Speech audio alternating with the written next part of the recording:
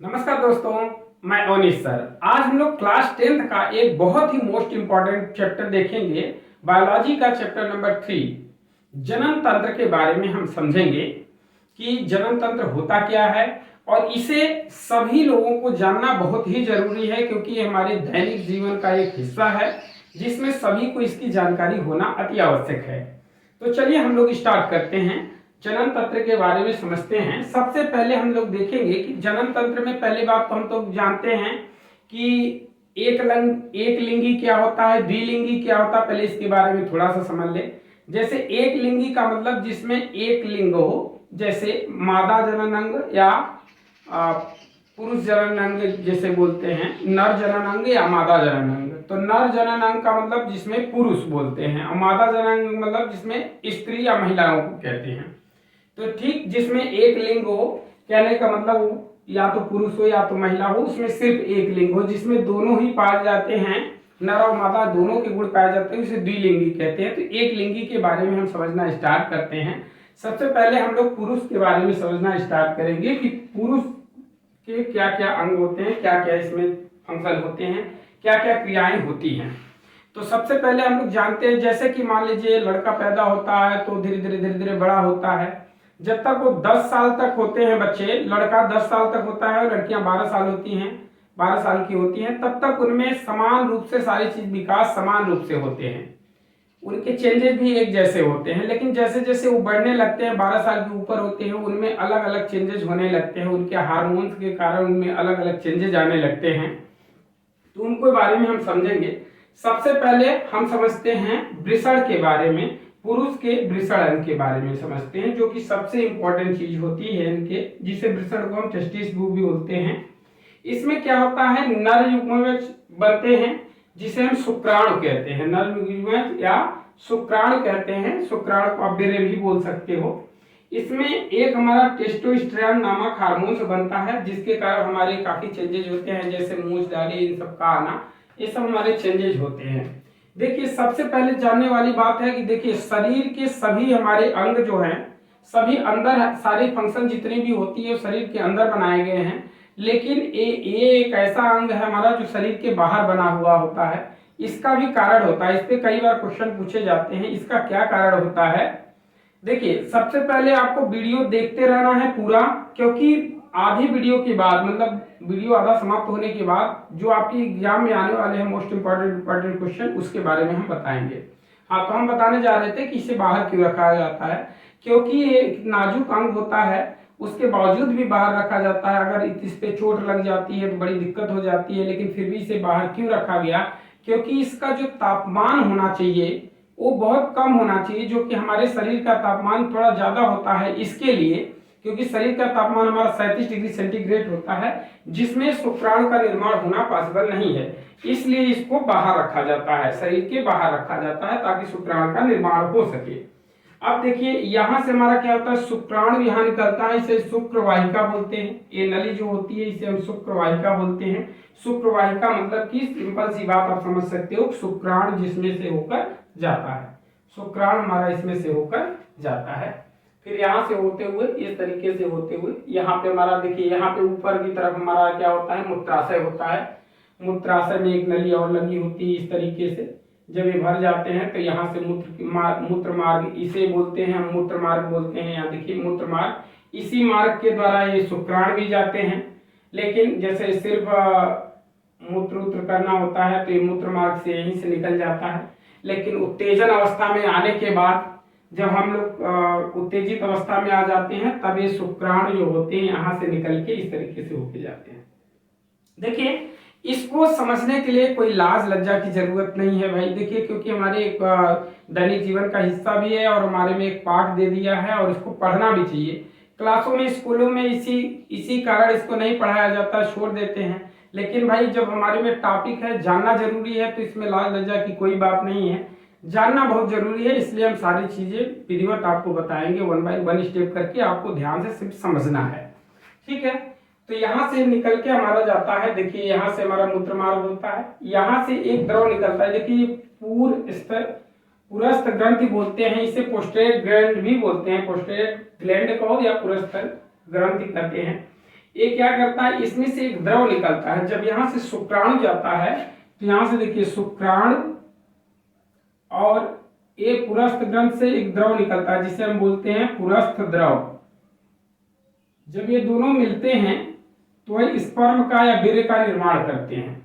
और ये जो द्रव होता है ये थोड़ा चिपचिपा होता है, जो चिकना करता है इसे जाने में थोड़ा आसानी के लिए। और यहीं से एक हमारी दुर्गंध में निकलती है, गंध आती है जो हमें उत्तेजित करती है।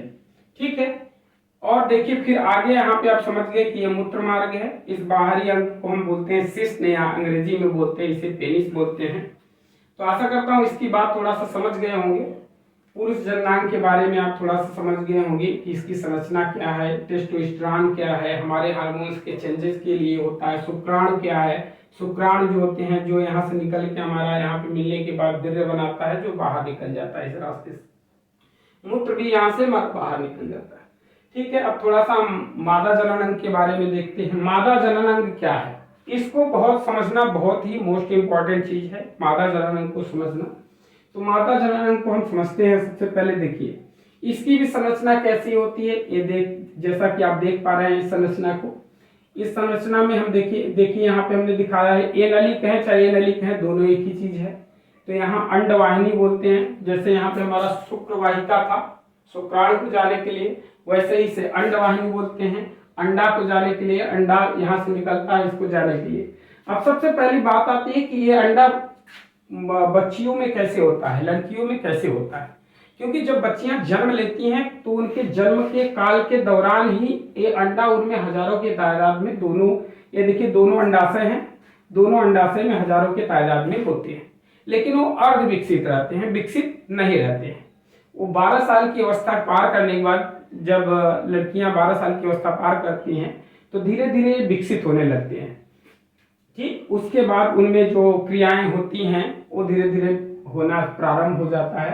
तो पहले इनकी संरचना को हम समझ लेते हैं। देखिए ये हमारी अंडवाहिनी है, मतलब जहां से अंडा होकर निकलेगी। ये अंडाशय है जहां अंडा रहता है। और ये हमारा गर्भाशय है, एक गर्भाशय है जिसमें गर्भधारण होता है। एक ग्रीवा है जिसे सर्विक्स भी बोलते हैं, जिससे अंदर प्रवेश किया जाता है। ये योन है हमारी, जहां से यहाँ से कॉपुलेशन किया जाता है और पुरुषों और महिलाओं के बीच में। चलिए इसमें हम कुछ चीजें देखते हैं। एक थोड़ी सी चीज मैं बता दूं, यहाँ हाइमेन नामक यहाँ पे एक छोटा सा ग्लैंड होता है जिसे हाइमेन बोलते हैं। हाइमेन नाम का होता है जिसमें एक छोटा छिद्र होता है। इस तरीके से जब पहली बार किसी के साथ कॉपुलेशन किया जाता है तो ये टूट जाता है, या किसी से छोटी मोटी चोट लगने के दौरान भी ये टूट जाता है और दोबारा इसका निर्माण कभी नहीं होता है। तो इसका उतना यूज नहीं है, तो इसको मैं मिटा दे रहा हूँ, इसको उतना बताने की जरूरत नहीं समझता हूँ मैं। चलिए हम आगे देखते हैं गर्भाशय में एक्चुअल में होता क्या है। अब देखिए अब मेन कहानी स्टार्ट होती है कि इनके मासिक धर्म चक्र क्या होते हैं, कब कब लड़का होने की संभावना है, कब कब नहीं होते हैं, क्या क्या कंडीशन होते हैं, उन सभी चीजों को हम बारीकी से समझते हैं। चलिए देखते हैं। जैसे किसी महिला का मान लीजिए सुनते हैं भाई, पहले लड़का गर्भ कब धारण हो जाता है उसके लिए समझते हैं। जब वो पूर्ण अवस्था में आ जाती हैं तो मासिक चक्र के दौरान, जैसे सपोज करिए मान लीजिए कि उनका मासिक पीरियड जो होता है, मान लीजिए 1 तारीख को आया, सपोज करें आपका 1 तारीख को उनका मासिक पीरियड आया, तो उसके मासिक पीरियड के 14 दिन के बाद, 14 दिन के अंतराल पे, मतलब 14 दिन के बाद एक अंडा, चाहे इसमें से दोनों में से किसी में से भी आप कह सकते हो, बारी बारी से निकलता है। पहले महीना इससे निकलेगा तो अगले महीने में इससे निकलता है। हर महीने एक एक अंडा निकलता है। तो एक अंडा यहाँ से निकल के इस नलिका में अंडवाहिनी में चला जाता है और अंडवाहिनी में जाके इसका विकास होने लगता है धीरे धीरे। 14 दिन के बाद, मतलब देखिए एक जिस दिन मासिक धर्म आपका आया उसके 14 दिन के बाद, मान लीजिए उनका पीरियड 1 तारीख को आता है किसी का, तो 1 तारीख से लेकर 4 तारीख, मतलब 3 से 5 दिन का पीरियड होता है। उसके बाद 14 दिन के बाद, तो 4 तारीख समझ गए तो 18 समझ सकते हो कि 18 तारीख को ये अंडा जो है वो अंडवाहिनी में आ जाएगा और यहाँ पे आने के बाद वो विकसित होने लगता है धीरे धीरे। और वो किसका इंतजार करता है? स्पर्म का इंतजार करता है, जो यहाँ से पुरुषों में से होकर निकलता है, उस स्पर्म का इंतजार करता है। और उसी दौरान यदि यहाँ से हमारा संभोग किया जाता है तो इसमें से स्पर्म निकलते हैं और स्पर्म निकल के कहाँ जाते हैं? स्पर्म कुछ इस आकार के होते हैं हमारे, छोटे छोटे।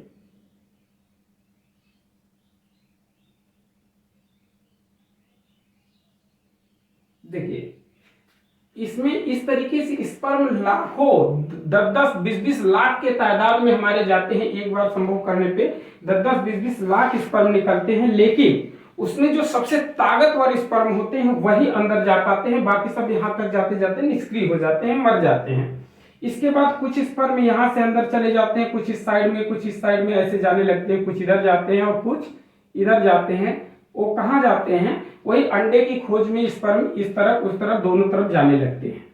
ठीक है, जो सबसे ताकतवर वाले हैं वो क्या करते हैं, जब जाते हैं और इससे मिलते हैं, जब इससे मिल जाते हैं तो ये दोनों एक दूसरे से मिलने के बाद ये जाइगोट बनाते हैं। ठीक है, ये क्या बना लेते हैं? जाइगोट बनाते हैं, जाइगोट बना लेते हैं। जाइगोट बनने के बाद ये हमारे भ्रूण का रूप ले लेते हैं। जब जाइगोट हो जाता है इन दोनों का मतलब स्पर्म मिल जाएगा, जाके यहाँ से जो स्पर्म होता है वो मिल जाता है, इससे दोनों जब मिल जाएंगे तो ये दोनों जाइगोट बना लेंगे, और जाइगोट बनाने के बाद ये हमारे भ्रूण के रूप में हो जाते हैं, और धीरे धीरे यहाँ से होते हुए फिर यहाँ दीवालों पे आके चिपक जाते हैं। ये जो दीवार है, इस दीवार का नाम आप गर्भाशय समझ सकते हैं। इधर से अंडा निकल रहा है इधर चिपक जाता है, इधर से अंडा निकल रहा है तो इस दीवार पे चिपक जाता है। एक चीज हमेशा ध्यान दीजिए, जिस दौरान ये अंडा निकलता है, मतलब 14 दिन के बाद, पीरियड के 14 दिन के बाद ये अंडा निकलता है, तो ये दीवारें जो होती हैं, गर्भाशय का द्वार जो होता है, दीवार जो होती है मोटी होने लगती है। मोटी होने का क्या तात्पर्य है कि इनमें नसें खुलने लगती हैं, खून का संचार तेजी से होने लगता है। क्योंकि जैसे मान लीजिए आपके घर पे कोई आगंतुक आने वाला है तो आप लोग क्या करते हैं, हम लोग व्यवस्था करने लगते हैं उनके खाने पीने की। उसी तरीके से मान लीजिए भाई यहाँ से वो बच्चा आने वाला है यहाँ पे, तो उसके मतलब पोषण के लिए जिन जिन चीजों की जरूरत होती है वो यहाँ पे विकसित होने लगते हैं, धीरे धीरे यहाँ ब्लड सब होने लगते हैं, मोटा होने लगता है दीवार दोनों तरफ का। तो फिर यहाँ पे जब हमारा ये हो जाता है, जाइगोट बन जाता है, तो यहाँ पे आके चिपक जाता है, चिपकने के बाद ये अंदर चला जाता है, फिर धीरे धीरे धीरे धीरे हमारी प्रक्रिया होने लगती है। 9 महीने के बाद हमारा लड़का होता है। ठीक है, अब देखते हैं क्या कंडीशन होता है कि लड़का नहीं होता है। अब जैसे मान लीजिए हमारा मासिक चक्र क्यों आता है, अब उसकी बात हम थोड़ा सा कर लेते हैं। इतनी बात तो आशा करता हूँ समझ गए होंगे कि एक महीने, पहले महीने में इससे अंडा निकलता है तो अगले महीने में इससे अंडा निकलता है, और ये अंडा 14 दिन के बाद निकलता है। इस मासिक धर्म चक्र के 14 दिन बाद यहाँ जाता है अंडवाहिनी नलिका में, और स्पर्म का इंतजार करता है। जब वो दोनों मिलते हैं तो जाइगोट बनाते हैं, जाइगोट भ्रूण बन जाता है, भ्रूण बनने के बाद यहाँ आके गर्भाशय की दीवार पे चिपक जाता है, फिर धीरे धीरे वहाँ बच्चे का विकास होने लगता है। ठीक है, अब आगे हम समझते हैं। जैसे मान लीजिए सपोज करें आप ये आके 14 दिन के बाद यहाँ इंतजार करने लगा, और उस 14 दिन के दौरान इसकी मुलाकात स्पर्म से नहीं होती, तो ये क्या होता है, ये विकास होने के बाद ये इस तरीके से आके गिरता है, और गिरने के बाद फूट जाता है। और जब, क्योंकि भाई स्पर्म से मिलेगा तभी जाइगोट बनाएगा, स्पर्म से मुलाकात हुई नहीं, अभी अंडा निकल गया है, अंदर भी नहीं जा सकता, तो ये कहाँ जाएगा, ऐसे इस तरीके से होके बाहर आएगा, और बाहर आते ही दीवारों से टकरा जाता है, और जो ये खराब ब्लड होते हैं जो पहले से इंतजार कर रहे होते हैं, वो सारे ब्लड टूट के इस तरीके से निकल जाते हैं, जिसे हम मासिक चक्र बोलते हैं। मासिक चक्र के दौरान ये क्रियाएं होती हैं। अब देखिए बात आती है कभी कभी जुड़वा बच्चों की, जुड़वा बच्चे हो कैसे जाते हैं। तो जुड़वा बच्चे होने का कारण ये होता है कि मान लीजिए सपोज किसी कारणवश एक अंडा यहाँ से निकल गया और एक अंडा यहाँ से भी निकल गया, तो आपने देखा कि स्पर्म यहाँ से भी जा रहा है, स्पर्म यहाँ से भी जा रहा है, दोनों स्पर्म जाके दोनों जाइगोट, एक उधर जाइगोट एक इधर जाइगोट, दो बना लेते हैं, तो डाई बोलते हैं, इसलिए इसे बोलते हैं डाई जाइगोट। इसे क्या बोलते हैं, डाई जाइगोट बोलते हैं। ठीक है, तो ये दो बना लेते हैं तो दो गर्भ धारण हो जाता है, दो तरह के बच्चे हो जाते हैं। कभी कभी क्या होता है, ऐसा नहीं होता है, एक ही ये जो हमारा अंडाशय है दो भागों में टूट जाता है, यही दो भागों में टूट जाता है, और एक ही स्पर्म से दोनों जाइगोट बना लेते हैं, तो इसे बोलते हैं मोनोजाइगोट। इसे बोलते हैं क्योंकि एक से ही टूटा है इसलिए इसे मोनोजाइगोट बोलते हैं, और दो अलग अलग होते हैं इसलिए उसे हम डाईजाइगोट बोलते हैं। ठीक है, अब क्या होता है, ये दोनों यहाँ से जब स्पर्म से इसका मिलान होता है तो मोनोजाइगोट बना लेते हैं, और वो भ्रूण का रूप ले लेते हैं, दोनों आके यहाँ पे चिपक जाते हैं, और दोनों का विकास होने लगता है। 9 महीने के बाद दोनों बाहर निकल जाते हैं। तो आशा कर रहा हूँ इतनी बात आप सारी समझ गए होंगे। अब हम थोड़ी सी चीजों को समझने की प्रयास करेंगे, जो मोस्ट इंपॉर्टेंट क्वेश्चन है जो अब आने वाला है। अब आप देख लीजिए यहाँ से, अगर जो चीजें ना समझ में आए तो उसे आप फिर से हमसे पूछ सकते हैं। आशा कर रहा हूँ लेकिन आप समझ गए होंगे।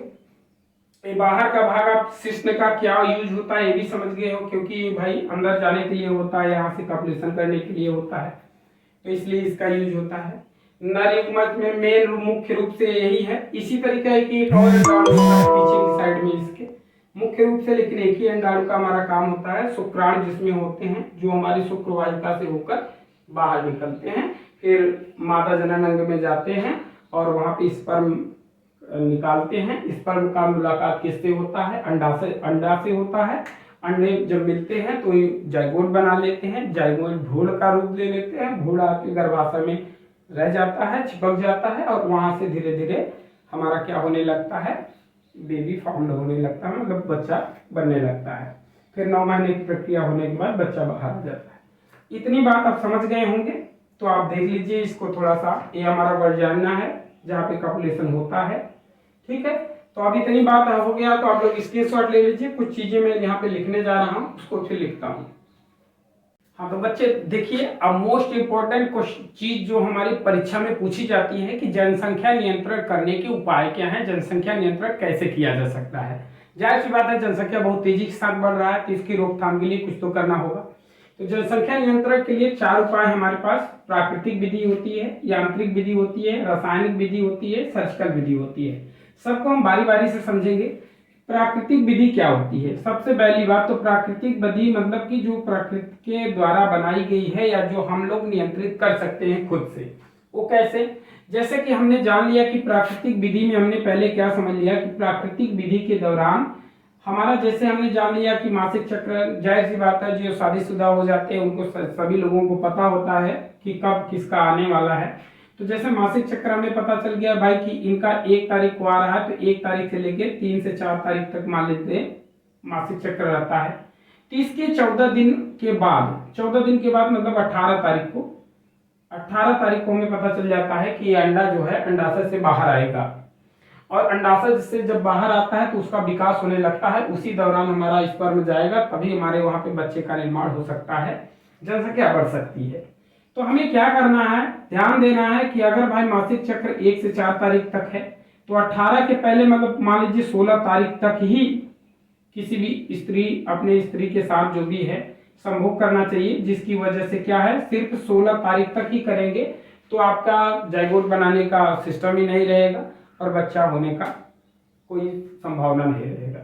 तो इस पे अगर आप पालन करते हैं, ध्यान देते हैं, तो आपको जनसंख्या नियंत्रण वैसे भी कर सकते हैं। तो ये पहली विधि आपकी प्राकृतिक विधि होगी। समझ गए होंगे कि भाई 16 तारीख तक ही, मतलब कहने का मतलब जब तक भी आपका मासिक चक्र आ रहा है उसके 14 दिन के अंदर ही अगर करते हैं तो कोई दिक्कत नहीं। 14 दिन के बाद अगर करते हैं, यहाँ पे भी बहुत समस्याएं हैं। कुछ लोगों के दिमाग में एक मानसिक भ्रांतियां होती हैं कि मासिक चक्र के दौरान अगर करते हैं तो बेबी हो जाता है, लड़का रह जाता है।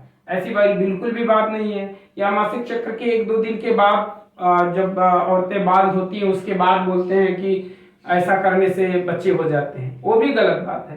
क्योंकि भाई उस समय तो अंडा बाहर आया ही नहीं है, तो होने का कोई सवाल ही नहीं पैदा होता है। तो कॉपुलेशन जब 14 दिन हो जाते हैं उसके बाद ही अंडा से बाहर आता है, अंडा बाहर आता है, उसी के बाद बच्चा हो पाता है। ठीक है, तो चलिए पहली विधि हो गई हमारी प्राकृतिक विधि, आप समझ गए। इस तरीके से खुद के ऊपर नियंत्रण करके आप कर सकते हैं।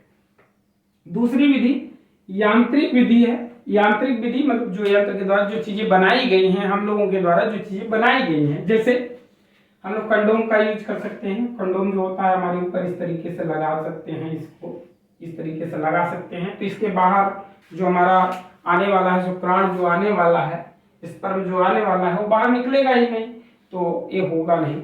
लेकिन ये वाला बार बार यूज करना पड़ता है, तो ये यांत्रिक विधि में एक ये हो गया। महिलाओं में भी इसी तरीके से होता है। एक होता है उनमें कापर टी होता है जो लगवा लेती हैं महिलाएं और डॉक्टरों के द्वारा। एक होती है हमारा डायाफ्राम। डायाफ्राम जैसे इस तरीके से हम लोग कंडोम होता है, पुरुषों में कंडोम होता है, उसी तरीके से महिलाओं में हमारा क्या होता है, डायाफ्राम होता है। डायाफ्राम कुछ इस तरीके से लगा होता है, जो ऐसे लगा दिया जाता है ताकि ऐसे रहेगा, इसमें आप संभोग करते हैं उस दौरान ये बंद रहेगा तो अंदर जा नहीं पाता है, बेरे जा नहीं पाएगा तो आपका कोई वो जाइगोट बनेगा नहीं, जाइगोट नहीं बनेगा तो बच्चा होने का कोई संभावना नहीं। तो यहाँ यांत्रिक विधि में आप दो समझ लिया, आपने समझा कंडोम का यूज करके कर सकते हैं, दूसरा आपने समझ लिया डायाफ्राम कर सकते हो, डायाफ्राम महिलाओं में होता है, तीसरा आप कापर टी का यूज कर सकते हो, कापर टी का यूज कर सकते हो। कापर टी क्या होता है, एक इस तरीके की संरचना होती है, एक ऐसे टी की आकार की संरचना होती है, इस तरीके से ऐसे लगा देते हैं यहाँ पे, इसकी दीवार पे इस तरीके से ऐसे लगा देते हैं, ये दीवार पूरा बंद हो जाएगा, ये दीवार ऐसे बंद हो जाता है, टी की आकार का होता है, ये डॉक्टर के द्वारा ही हम लगवा सकते हैं, ठीक है। तो इस तरीके से लग जाएगा तो अंदर स्पर्म नहीं जाएगा, तो उसके द्वारा भी हम जनसंख्या को नियंत्रित कर सकते हैं। तीसरी विधि जो होती है हमारी वो रासायनिक विधि है। रासायनिक विधि का मतलब जो दवाइयों का यूज करके जो दवाइयाँ दी जाती हैं, माला डी फला फला तरीके की दवाइयाँ होती है, डॉक्टर देते हैं, तो दवाई जो होता है रासायनिक होता है, इसलिए रासायनिक विधि उसको कहा जाता है। चौथी विधि होती है जो सबसे ज्यादा लोग यूज करते हैं, सबसे ज्यादा लोग करवाते हैं, सबसे परफेक्ट यही है, सर्जिकल विधि। सर्जिकल विधि मतलब ऑपरेशन करा के, उसमें क्या होता है पुरुषों के लिए, अब ये भी दो तरह की होता है, पुरुष नसबंदी, महिला नसबंदी। पुरुष नसबंदी में क्या होता है, ये जो शुक्रवाहिका नलिका होती है इसको यहाँ से कट कर देते हैं, और कट करने के बाद यहीं भी से बांध दिया जाता है, कट करने के बाद यहाँ इसको बांध दिया जाता है, और इधर भी ऐसे ही कट करके इधर भी इसको बांध देते हैं। जब यहाँ दोनों तरफ से बांध दिया जाएगा तो स्पर्म यहाँ से बाहर ही नहीं जाएगा, बाहर नहीं जाएगा तो कोई भी संभावना आगे जनसंख्या बढ़ने की संभावना है ही नहीं, ठीक है। और महिलाओं में नसबंदी होती है तो सिंपल सी बात आप समझ गए, जिस तरीके से यहाँ शुक्रवाहिका है उसी तरीके से वहाँ अंडवाहिनी है, तो जिस तरीके से यहाँ इसको काटा गया है उसी तरीके से यहाँ इसको ऐसे काटते हैं, और काट के क्या कर देते हैं, इसको यहाँ बांध देते हैं इस तरीके से। अब यहाँ बांध दिए तो इधर का हो गया, इधर भी करना पड़ेगा क्योंकि दोनों तरफ से बारी बारी से निकलते हैं, तो उधर भी काट के बांध देते हैं और इधर भी काट के ऐसे बांध देते हैं, दोनों तरफ बांध देते हैं, जिसकी वजह से भाई सर्जिकल विधि हमारी हो जाती है, और फिर हमारा निषेचन हो नहीं पाता है, मतलब ये बन नहीं पाता है जाइगोट, और हमारा बच्चा नहीं होता है, ठीक है। तो आशा करता हूँ ये सारी बातें आप समझ गए होंगे। अगर किसी भी तरीके की कोई भी आपको रिक्वायरमेंट है, आपको चीजें नहीं समझ में आई हैं तो उसको आप कमेंट के माध्यम से पूछ सकते हैं। मिलते हैं अगले वीडियो में, तब तक के लिए धन्यवाद।